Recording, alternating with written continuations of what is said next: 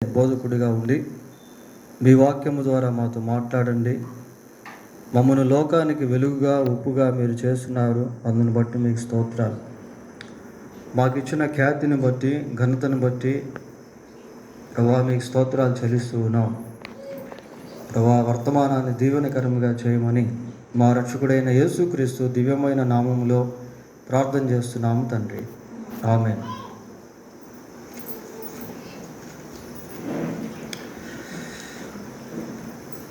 Bible గ్రంథంలో నుండి 131వ కీర్తన 3వ వచనాన్ని చదువుకుందాం. ఇశ్రాయేలు ఇది మొదలుకొని నిత్యము యెహోవా మీదనే ఆశ పెట్టుకొనుము. అలాగనే 115వ కీర్తన 18వ వచనం కూడా చదువుకుందాం.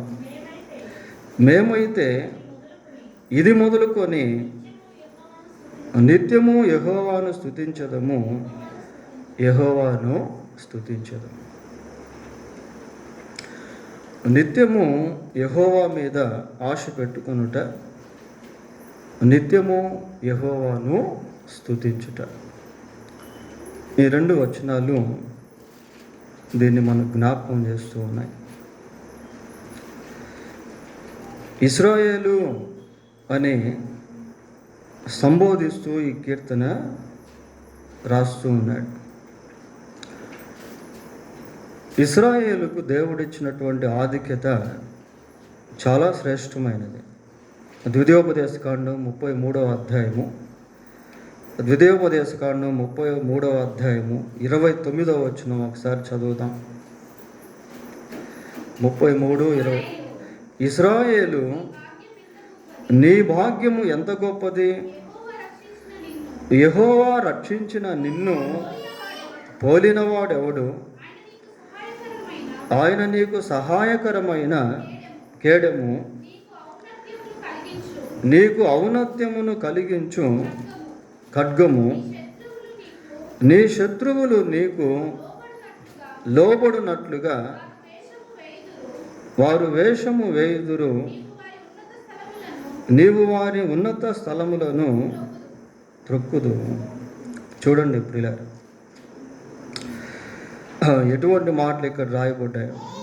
ఇశ్రాయేలు నీ భాగ్యం ఎంత గొప్పది, యెహోవా రక్షించిన నిన్ను పోలిన వాడు ఎవడు, ఆయన నీకు సహాయకరమైన కేడము, నీకు ఔన్నత్యమును కలిగించు ఖడ్గము, నీ శత్రువులు నీకు లోబడినట్లుగా వారు వేషము వేయుదురు, నీవు వారిని ఉన్నత స్థలములను త్రొక్కెదవు. ఇశ్రాయేలు నీ భాగ్యము ఎంత గొప్పది. ఇశ్రాయేలు ఇది మొదలుకొని నిత్యము యెహోవా మీదనే ఆశ పెట్టుకొను. ఇశ్రాయేలు నీ భాగ్యము ఎంత గొప్పది, యెహోవా రక్షించిన నిన్ను పోలిన వాడు ఎవడు. యెహోవా రక్షింపబడినటువంటి వారి జీవితాలు లోకానికి సవాలు ప్రియులారా. ఎందుకు అంటే రక్షింపబడినటువంటి వారిని దేవుడు ఈ లోకానికి వెలుగుగాను ఉప్పుగాను చేశాడు. The main focus of the world has been on God and God servants believers. లోకము యొక్క దృష్టి జీవము గల దేవుని పైన, దేవుని సేవకుల పైన, దేవుని యందు విశ్వాసం ఉంచినటువంటి వారి పైన కేంద్రీకరించబడి ఉంది. ఇశ్రాయేలు ఇది మొదలుకొని నిత్యము యెహోవా మీదనే ఆశ పెట్టుకొనుము. ప్రియులారా, ఈ లోకం ఎలాంటిది అంటే హెబ్రీ పత్రిక 11వ అధ్యాయంలో మనం చూస్తాం, దేవుని కొరకు జీవించేటువంటి వారికి ఈ లోకము యోగ్యమైనది కాదు అని రాస్తాడు. ఎందుకు అంటే లోకంతో పాటు కలిసిపోతూ జీవిస్తే లోకానికి మనకు ప్రత్యేకత అనేటువంటిది ఏమీ ఉండదు ప్రియులారా. ఎప్పుడైతే మనం లోకానికి ఆపోజిట్ డైరెక్షన్లో వ్యతిరేక దశలో వెళ్తూ ఉంటామో అప్పుడే లోకం మనల్ని ద్వేషించేటువంటిదిగా మారుతుంది. అయితే ఇక్కడ ఒక విషయం మనం గుర్తుపెట్టుకోవాలి. ఏంటి అంటే, ఇది మొదలుకొని నిత్యము యెహోవా మీదనే ఆశ పెట్టుకొని, ఎప్పుడు దేవుని మీదే ఆశ పెట్టుకో అని వాక్యం సెలవిస్తుంది ప్రియారు. యేసు ప్రభు ఈ లోకంలో శరీరధారిగా ఉన్నటువంటి దినాల్లో he underwent in troubles the same narrow వే.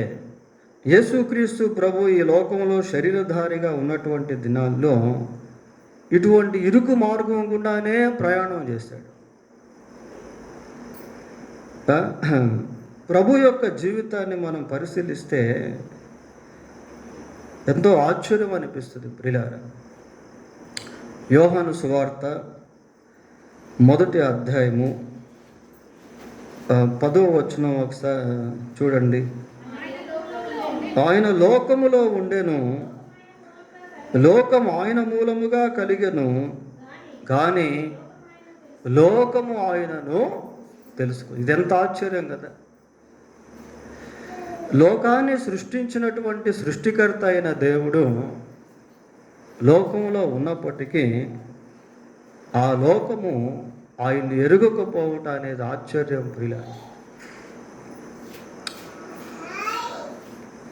11వ వచనం చదవండి.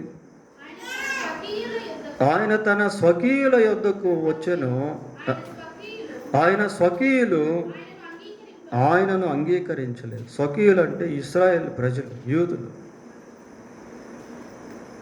యూదా గోత్రంలో జన్మించినటువంటి యేసుక్రీస్తు ప్రభు ఇశ్రాయేలీల మధ్య ఉండినప్పటికీ ఇశ్రాయేల్ ప్రజలు ఆయన్ని అంగీకరించలేదు ప్రియులారా. ఇది ఎంత ఘోరమో చూడండి. They also rejected Jesus Christ. అంతేకాదు 7వ అధ్యాయము 15వ వచనం కూడా చూద్దాం. యోహాను సువార్త 7:15.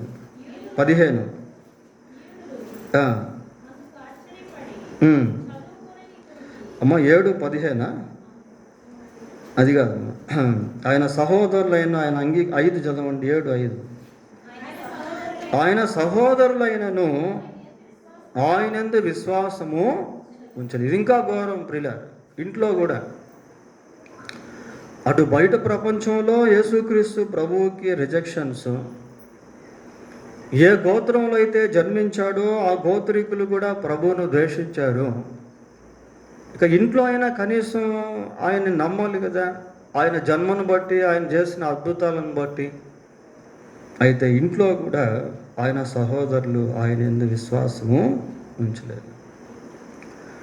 ఆయన తృణీకరింపబడినటువంటి వ్యక్తిగా, తిరస్కరింపబడినటువంటి వ్యక్తిగా, ద్వేషింపబడినటువంటి వ్యక్తిగా, అపహసింపబడినటువంటి వ్యక్తిగా, అవమానపరచబడినటువంటి వ్యక్తిగా, ఉమ్మివేయబడినటువంటి వ్యక్తిగా యేసుక్రీస్తు ప్రభువును మనం చూస్తాం ప్రియులారా.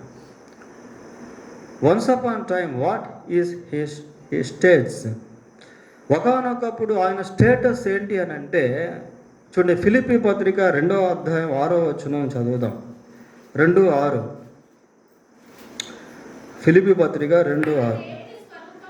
ఆయన దేవుని స్వరూపము కలిగిన వాడై ఉండి దేవునితో సమానముగా ఉండుట విడిచిపెట్టకూడని భాగ్యమని ఎంచుకోవాలి. చాలు. దేవునితో సమానత్వము ప్రియుల.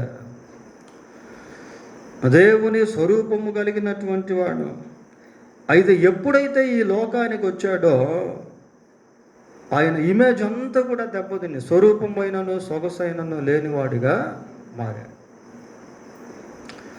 అటు ఇంట్లో కానీ, ఇటు సమాజంలో కానీ, లోకంలో కానీ ప్రభువును ఎరగక ప్రజలు ఆయన్ని ఎంతగానో హింసించారు. ప్రభు ఒక మాట అన్నాడు. ఏమన్నాడంటే, నక్కలకు బొరియలను ఆకాశ పక్షులకు గూళ్ళను కలవు కానీ మనుష్య కుమారునికి తల వాల్చుకుంటగాయనను స్థలం లేదు ప్రియులారా. అటువంటి కర్కశమైనటువంటి మార్గము గుండా యేసుక్రీస్తు ప్రభువు ప్రయాణం చేశాడు. ఇలాగ అనేక మంది బైబిల్లో మనకు కనిపిస్తారు. చూడండి, యోబుని గురించి మనం ఆలోచన చేద్దాం. ఊజు దేశంలో ఎవరి దగ్గరికైనా వెళ్ళి యోబుని గురించి అడిగితే ఖచ్చితంగా ప్రతి ఒక్కరికి కూడా యోబు తెలిసినటువంటి వాడే ఆల్మోస్ట్ ప్రియులారా. చాలా పేరు ప్రఖ్యాతులు కలిగినటువంటి వాడు, సుసంపన్నుడు, దైవిక సంబంధమైనటువంటి భక్తి జీవితాన్ని కలిగినటువంటి వాడు, అనేకులకు సహాయపడినటువంటి వాడు, మేలు చేసినటువంటి వాడు, కీడు చేయనటువంటి వాడు. అంత గొప్ప స్థితిలో ఉన్నటువంటి యోబు కూడా ఒకానొక సమయంలో మరి దేవుని నిమిత్తము ఎన్నో శ్రమలను, ఎన్నో కష్టాలను, బాధలను అనుభవిస్తూ వెళ్ళాడు. యోబు గ్రంథం 19వ అధ్యాయము 13వ వచనం చదువుకుందాం. ఆయన నా సోదర జనమును నాకు దూరము చేసి ఉన్నాడు, నా నిలవరులు అన్యులైరి, నా బంధువులు నా యొద్దకు రాక ఉన్నారు, నా ప్రాణ స్నేహితులు నన్ను మర్చిపోయినారు. చూడండి ప్రియులారా, అటువంటి అనుభవం గుండా యోబు వెళ్తా ఉన్నాడు. ప్రాణ స్నేహితుల చేత మరవబడ్డాడు, బంధువులు అతని వద్దకు రావట్లేదు. నా ఇంటి దాసాదాసి జనులు నన్ను అన్యునిగా ఎంచుదురు, నేను వారి దృష్టికి పరదేశినై ఉన్నాను. ఏమండి, ఎంత ఉన్నత స్థితిలో ఉన్నటువంటి యోబు ఎటువంటి దీన స్థితిలోనికి వెళ్ళిపోయాడో చూడండి ప్రియులారా. ఇంకా ఏమంటున్నాడు, నేను నా పనివాణ్ణి పిలువగా వాడేమీ పలుకకుండా ఉన్నాడు, నేను వాని బతిమాలవలసి వచ్చాను. ఎవడి పనివాడిని బతిమలాడుకుంటా ఉన్నాడు అంట. ఎంతోమంది దాసీలు పనివాళ్ళు కలిగినటువంటి యోబు, ఒకప్పుడు ఎంతో గౌరవపదంగా జీవించినటువంటి యోబు ఇప్పుడు ఎటువంటి స్థితిలోనికి వెళ్ళిపోయాడో చూడండి. ఆయన ఏమన్నా నేరం చేశాడా? ఆయన ఏమన్నా హత్యలు చేశాడా? దొంగతనాలు చేశాడా? మోసం చేశాడా? ఎందుకు ఈ బాధ, ఎందుకు ఈ కష్టము, ఎందుకు ఈ శ్రమ అంటే సైతాను యొక్క ఫోకస్, గురి, లక్ష్యము యోబు పైన నిలిపాడు. నేను ఇందాక స్టార్టింగ్లో మీకు ఒక మాట చెప్పాను.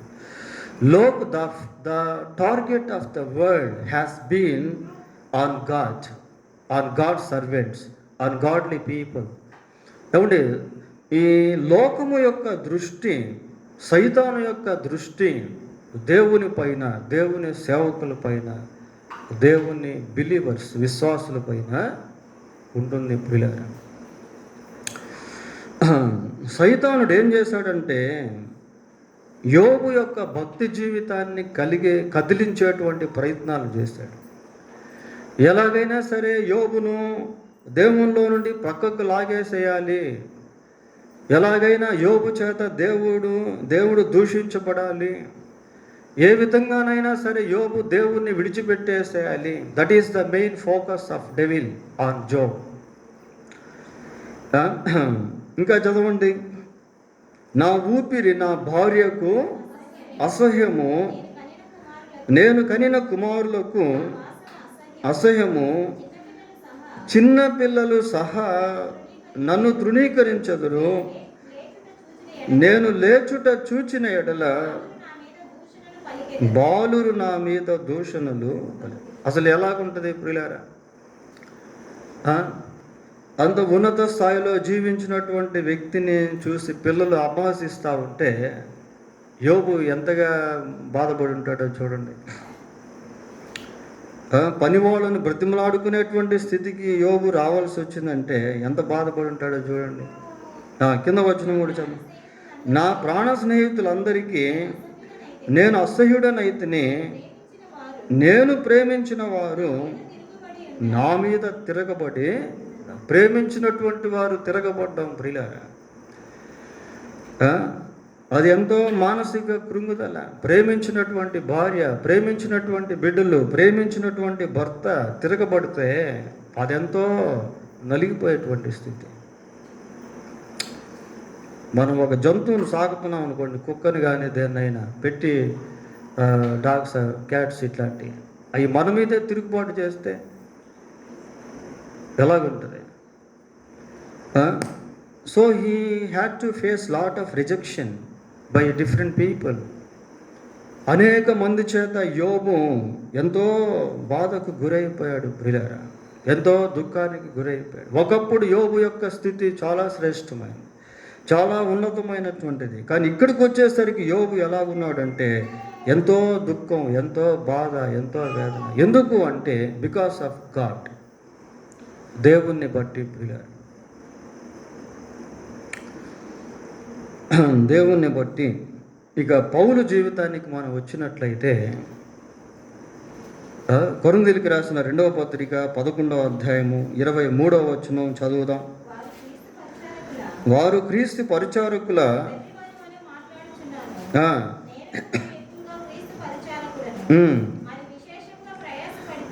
మరి విశేషముగా ప్రయాసపడితే. ఎందుకు ప్రయాసపడ్డాడు అంటే ఆయన క్రీస్తు పరిచారకుడు అయినందున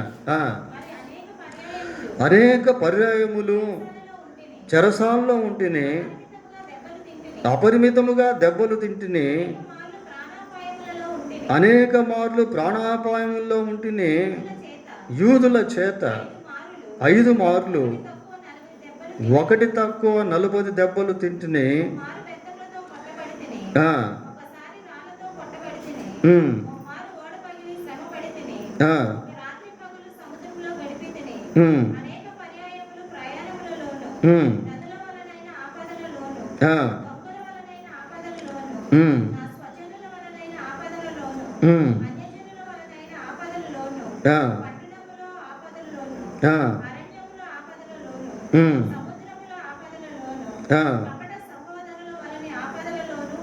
చాలు.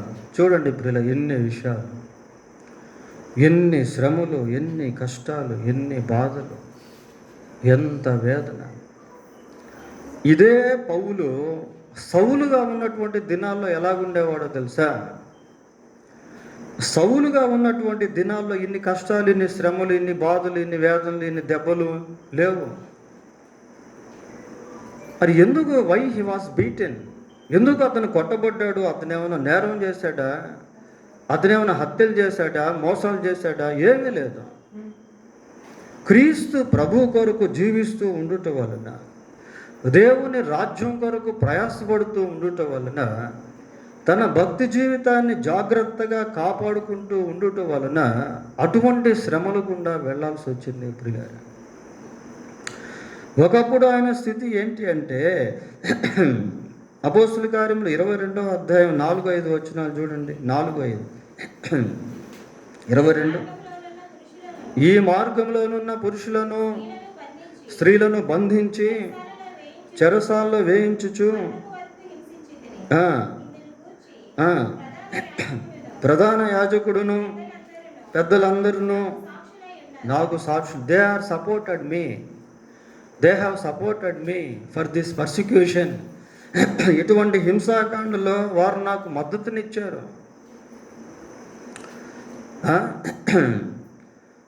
పౌలు సౌలుగా ఉన్నటువంటి దినాల్లో లగ్జరీ జీవితాన్ని విలాసవంతమైన జీవితాన్ని జీవిస్తా ఉన్నాడు. మనుషులు భేష్ అనేవాడు. సంఘాన్ని హింసిస్తూ ఉంటే దానికి అనేకులు సహకరించారు. ఎంతో ఉద్రేకపూరితుడిగా ఉన్నాడు, కోపం కలిగినటువంటి వాడిగా ఉన్నాడు. అయితే యేసు ప్రభువుని ఎప్పుడైతే నమ్ముకున్నాడో, he became a lamb of God. గొర్రెపిల్లలాగా మారిపోయాడు ప్రియులారా. He became a sheep of God. దేవుని గొర్రెలాగా మారిపోయాడు. అప్పటి వరకు కొట్టేటువంటి వాడు ఇప్పుడు కొట్టించుకునేవాడుగా ఉన్నాడు.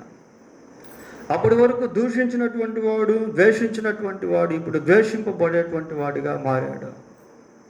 ఎందుకు అంటే for sake of God's kingdom, for sake of God. దేవుని నిమిత్తం, దేవుని యొక్క రాజ్యం నిమిత్తం పౌలు అటువంటి మార్గం గుండా వెళ్ళాల్సి వచ్చింది. ప్రియుల లోకంలో ఉన్నటువంటి మనుషులు ప్రభువును ఎరిగి ప్రభువు ద్వారా మేలు పొందుతున్నటువంటి వారిని ద్వేషించేటువంటి వారిగా ఉంటారు. త్రాగుబోతుగా ఉంటే పెద్ద పట్టించుకోడు.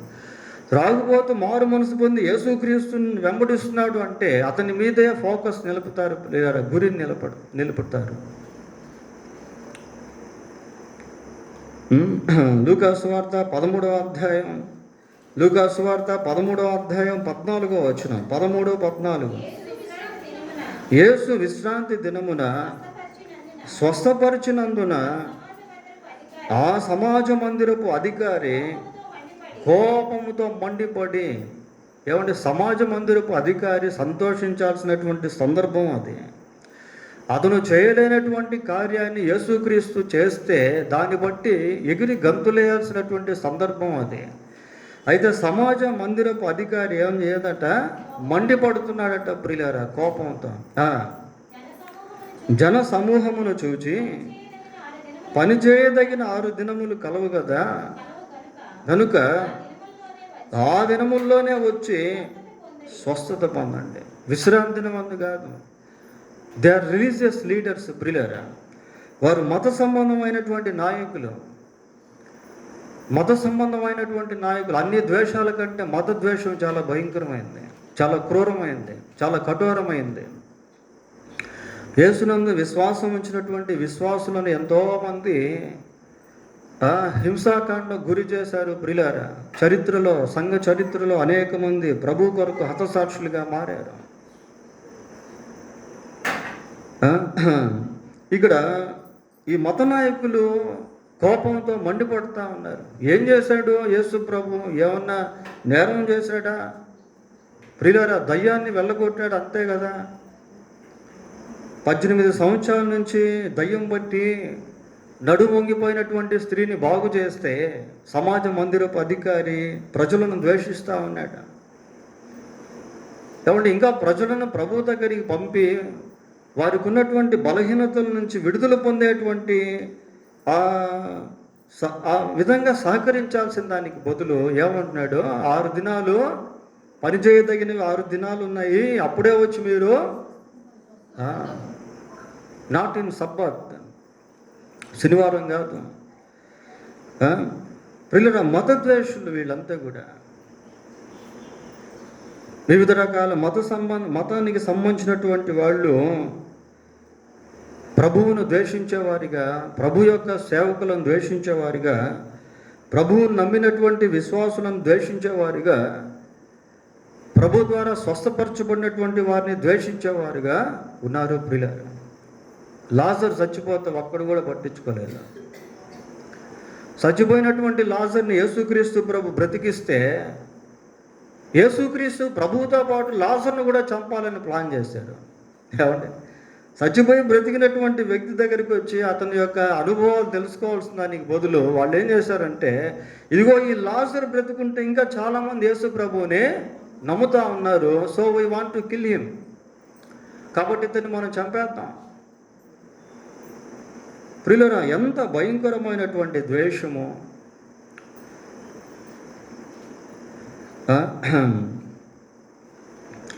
అయితే ఒక వాక్యాన్ని మనం ఎప్పుడు మర్చిపోకూడదు. ఏంటి అని అంటే, ఇశ్రాయేలు నిత్యము యెహోవా మీద ఆశ పెట్టుకొను. నిత్యము యెహోవా మీదనే ఆశ పెట్టుకొను.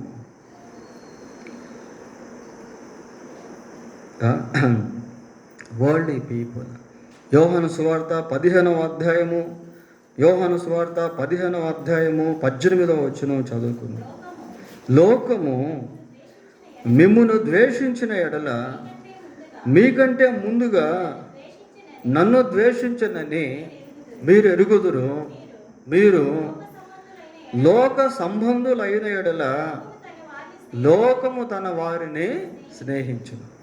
మీరు లోక సంబంధులైతే లోకం మిమ్మల్ని స్నేహిస్తుంది. ఏమండి, లోక సంబంధంగా మాట్లాడేటువంటి వాళ్ళని లోకం ప్రేమిస్తుంది. లోక సంబంధంగా జీవించేటువంటి వారికి లోకం సహాయం చేస్తుంది. ప్రియులారా, మీరు లోక సంబంధులైన ఎడల లోకము మిమ్మును స్నేహిస్తుంది. అయితే మీరు లోక సంబంధులు కారు, నేను మిమ్మును లోకములో నుండి ఏర్పరచుకొంటిని, అందుచేతనే లోకము మిమ్మును ద్వేషించుచున్నది. I have chosen you out of the world, because of that reason the world hate you. నేను మిమ్మల్ని లోకంలో నుండి ఏర్పరచుకున్నాను కాబట్టి లోకం మిమ్మల్ని ద్వేషిస్తాను. లోకంతో పాటు రాజీ పడిపోతే ఈ ద్వేషాలు, ఈ హింసాకాండ అనేది ఉండదు ప్రియులారా. But God has chosen us out of the world. ఇది దేవుడు మనల్ని లోకంలో నుండి ఏర్పాటు చేస్తుంది. పేతురు రాసిన మొదటి పత్రిక 5వ అధ్యాయం, పేతురు రాసిన మొదటి పత్రిక 5వ అధ్యాయం 9వ వచనం చదువుకుందాం. లోకమందున్న మీ సహోదరుల యందు ఈ విధమైన శ్రమలే నెరవేరుచున్నవని ఎరిగి విశ్వాసమందు స్థిరులై వానిని ఎదురించు. లోకమందున్న మీ సహోదరుల యందు ఈ విధమైన శ్రమలే నెరవేరుచు ఉన్నాయి. ఈ విధమైన శ్రమలే నెరవేరుతున్నాయి లోకమందున్న మీ సహోదరుల యందు. అంటే దీన్ని బట్టి చూసి సార్వత్రిక సంఘం ప్రియులారా, సంఘం అంతా కూడా ఏదో ఒక శ్రమలో, ఏదో ఒక కష్టంలో, ఏదో ఒక బాధలో, ఏదో ఒక వేదనలో, ఎవరో ఒకరి ద్వారా ఏదో ఒక దాని ద్వారా శ్రమ అనేది అనుభవిస్తాం. అయితే ఈ రాత్రి ఒక వాక్యాన్ని మనం జ్ఞాపకం చేసుకుంటూ ఉన్నాం. ఇశ్రాయేలు నీ భాగ్యం ఎంత గొప్పది, యెహోవా రక్షించిన నిన్ను పోలిన వాడు ఎవరు? ఇశ్రాయేలు ఇది మొదలుకొని నిత్యము యెహోవా మీదనే ఆశ పెట్టుకో, దేవుని మీద ఆశ పెట్టుకో. ఎన్ని కష్టాలు వచ్చినా, ఎన్ని శ్రమలు వచ్చినా, ఎన్ని బాధలు వచ్చినా, ఇది మొదలుకొని మేము నిత్యము యెహోవాను స్తుతించదు. ఎన్ని ఇబ్బందులు వచ్చినా దేవుని మీద ఆశ పెట్టుకో. God will meet our need. God will fulfill our desire. యెహోవా మీద ఆశ పెట్టుకోను. 103వ కీర్తన 9వ వచనం ఒకసారి, 107వ కీర్తన 9వ వచనం, 107:9. ఏలయనగా ఆశగల ప్రాణమును ఆయన తృప్తి పరిచి ఉన్నాడు. ఆశ పెట్టుకో. దుబ్బి నీటి వాగుల కొరకు ఆశపడినట్లు దేవా నీ కొరకు నా ప్రాణము ఆశపడుచున్నాడు. నేనెప్పుడు దేవుని సన్నిధికి వచ్చేదను, ఆయన సన్నిధిని నేనెప్పుడు ప్రశ్నలే ప్రియులారు, అక్కడ జవాబులు లేవు. కొద్దిమందికి అట్లాంటి తృష్ణ ఉంటుంది కానీ వచ్చేదానికి అవకాశం ఉండదు. కొద్దిమందికి వచ్చేదానికి అవకాశం ఉంటుంది కానీ అట్లాంటి తృష్ణ ఉండదు. నేనెప్పుడు దేవుని సన్నిధికి వచ్చేదను, ఆయన సన్నిధిని ఎప్పుడు. రెండు ప్రశ్నలే. అయితే ఇక్కడ మనం ఏం చూస్తున్నాం, 107వ కీర్తనలో ఆశ కలిగిన ప్రాణమును ఆయన తృప్తిపరచు. యేసు ప్రభు ఎంతగానో హింసించబడ్డాడు, దుఃఖపడ్డాడు, బాధపడ్డాడు. అయితే ప్రియులారా, యేసు ప్రభువును ద్వేషించినటువంటి వారు, దూషించినటువంటి వారు ఆ తర్వాత ప్రభువును ప్రేమించేటువంటి వారిగా మారారు. ఏ సహోదరులైతే ప్రభువును తృణీకరించారో ఆ సహోదరులే మారు మనసు పొందినట్టు అపోస్తుల కార్యం 1వ అధ్యాయం 20వ వచనంలో మనము చూస్తాము ప్రియులారా. 1వ అధ్యాయం 14వ వచనంలో ఆయన సహోదరులు మారినట్టుగా మనం చదువుతాం. ఏ యూదులైతే యేసుక్రీస్తు ప్రభువును ద్వేషించారో ఆ యూదుల్లో నుండే అనేక మంది యేసు ప్రభునందు విశ్వాసం ఉంచారు. పౌలు కూడా యూదుడే, బట్ హీ రిపెంటెడ్. పేతురు, యోహాను వీళ్ళంతా కూడా యూదులే ప్రియులారా. వాళ్ళంతా కూడా మారు మనసు పొందారు. వాళ్ళే కాదు, లోకమంతా కూడా ఈరోజు మారు మనసు పొందుతాం. ప్రకటన గ్రంథం 7వ అధ్యాయము 9-10 వచనాలు చూడండి. అటు తరువాత నేను చూడగా, ఇదిగో ప్రతి జనములలో నుండి, ప్రతి వంశములో నుండి, ప్రజల్లో నుండి, ఆయా భాషలు మాట్లాడే వారిలో నుండి వచ్చి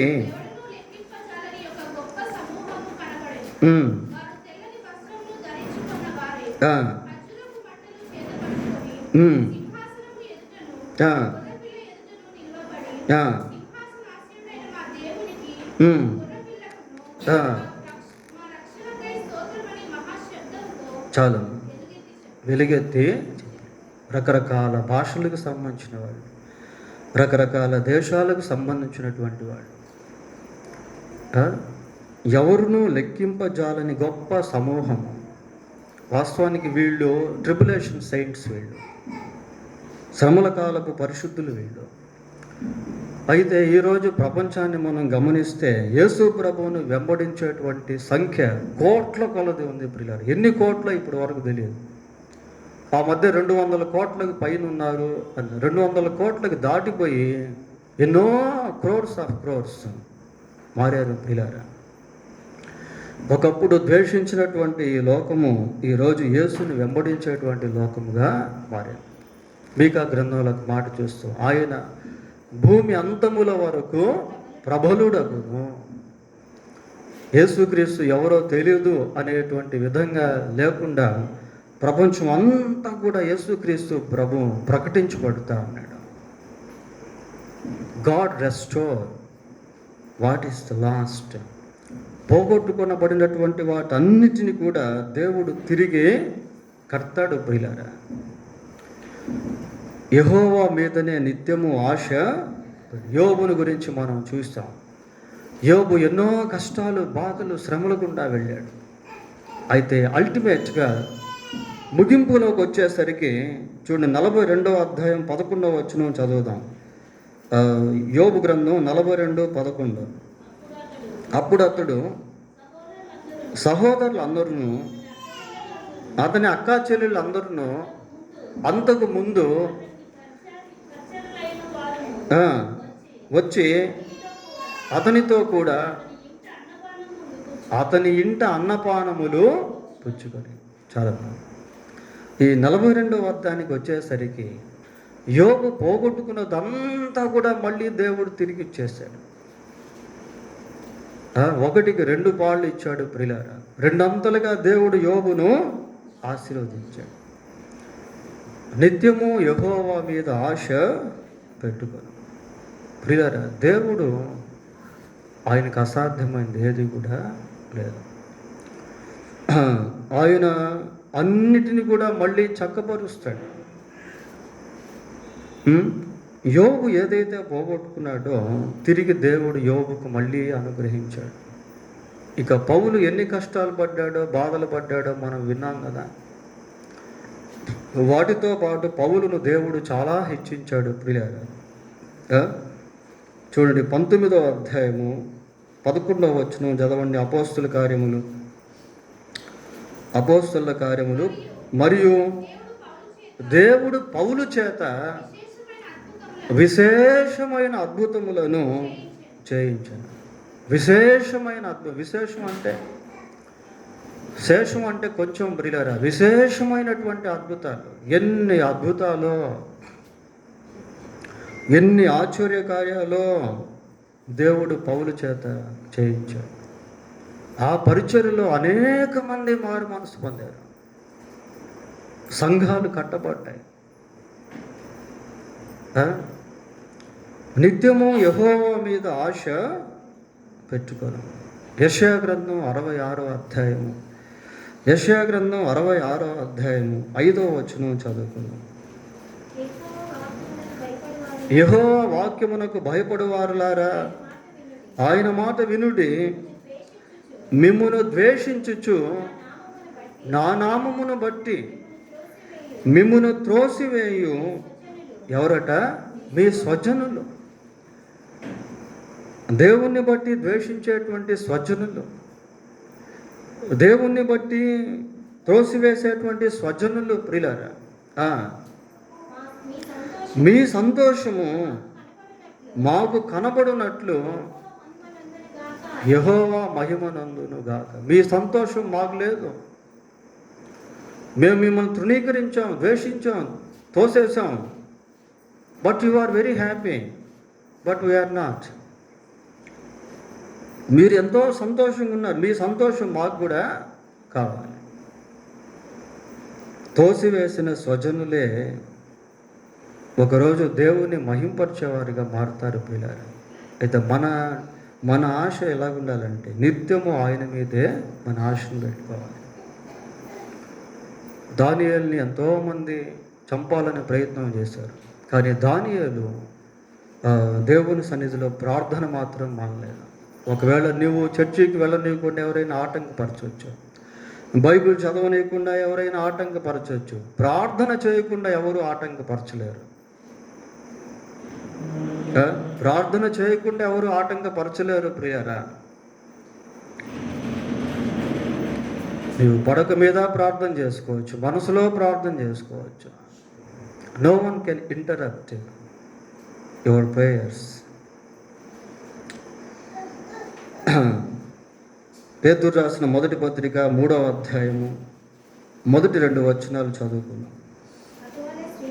అటువలే స్త్రీలారా, మీరు మీ స్వపురుషులకు లోబడి, అందువలన వారిలో ఎవరైనాను వాక్యమునకు అవిధేయులైతే వారు భయముతో కూడిన మీ పవిత్ర ప్రవర్తన చూచి వాక్యము లేకుండానే తమ భార్యల నడవడి వలన రాబట్టబడవచ్చు. వాక్యం లేకపోయినా కూడా వాళ్ళు రాబడతారు. ఎప్పుడు అంటే భయముతో కూడిన మీ పవిత్ర ప్రవర్తన చూచి. భయముతో కూడిన పవిత్ర ప్రవర్తన చూచి వాక్యం లేకపోయినా కూడా భర్తలు మారు మనసు పొందే అవకాశం ఉంది ప్రియులారా. చివరిగా ఇంకొక మంచి మాట బైబిల్లో ఉంటుంది. ఏమంటుందంటే అపోస్తుల కార్యములు 16వ అధ్యాయం 31వ వచనంలో, ప్రభు అయిన యేసుక్రీస్తునందు విశ్వాసం ఉంచుము, అప్పుడు నీవును నీ ఇంటి వారును రక్షణ.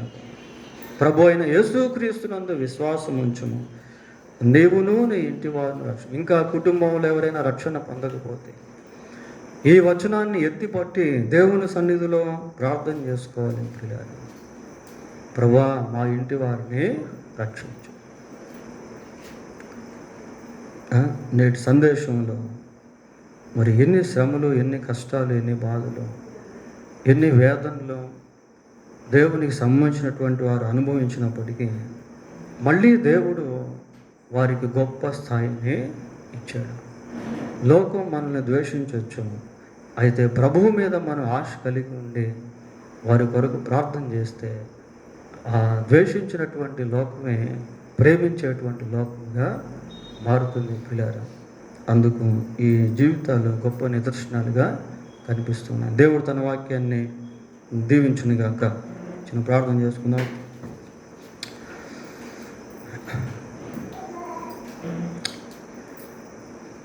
పరిశుద్ధుడైన మా దేవా, మీకు వందనాలు, స్తోత్రాలు.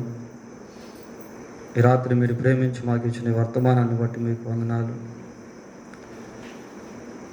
ప్రభా. మేము మా భాగ్యము ఎంతో గొప్పది, మీ ద్వారా రక్షింపబడ్డాం, లోకంలో బ్రతుకుతూ ఉన్నాం. మీరు ఎలాగైతే శ్రమను పొందారో అటువంటి శ్రమలు మా జీవితంలో కూడా ఆయా సందర్భాల్లో, ఆయా మనుషులను బట్టి, ఆయా విధాలుగా, ఆయా పరిస్థితులను బట్టి వచ్చినప్పుడు మీ మీద నిత్యము ఆశ పెట్టుకునేవారముగా, నిత్యము మిమ్మల్ని స్తుతించేవారముగా ఉండుటకు సహాయం చేయండి. మేము పోగొట్టుకున్న దాన్ని మీరు తిరిగి ఇచ్చేటువంటి దేవుడవు. ఎక్కడైతే అవమానపరచబడతామో అక్కడే మమ్మల్ని ఘనపరిచేటువంటి దేవుడవు. అందును బట్టి మీకు స్తోత్రాలు చెల్లిస్తున్నాం. మీ యందు నిత్యము నిలిచి ఉండేవారముగా ఉండటం కృప దయచేయండి. మీ సన్నిధి మాకందరికీ తోడుగా ఉంచమని మా రక్షకుడైన యేసుక్రీస్తు పరిశుద్ధమైన నామంలో ప్రార్థన చేస్తున్నాము తండ్రి. ఆమేన్.